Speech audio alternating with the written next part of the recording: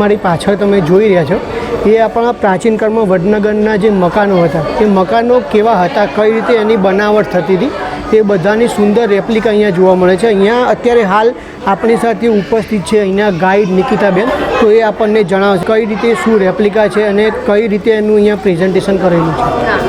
Sir, આ જે મકાનો તમે જોઈ રહ્યા છો રેપ્લિકા ટાઈપ, એ 6મી અને 7મી સદી દરમિયાન જે ગાયકવાડ અને મુગલ કાળનો સમયગાળો હતો એ સમયમાં ઉપલબ્ધ હતા। આજે બી વડનગરમાં તમે અમુક જગ્યાએ આ મકાનો જોઈ શકો છો કે જેમ કે બજારનો વિસ્તાર છે, વિસ્તારમાં મકાનો બી હાલ જોવા મળે છે। સર, આ ટેબ્લેટમાં તમે વડનગરમાં અહીંયા મિત્રો એક આ ટેબ્લેટ આપેલું છે, એ ટેબ્લેટની અંદર આપણે લેંગ્વેજ સિલેક્ટ કરવાની રહેશે જોવા માટે। કોઈ બી એક લેંગ્વેજ સિલેક્ટ કરવાની, જેમ કે આપણે અહીંયા સિલેક્ટ કરીએ છીએ કોઈ બી એક અને એના પછી આ અંદર જે કંઈ પણ કીર્તિ તોરણ અહીંયાનું કોઈ પણ જે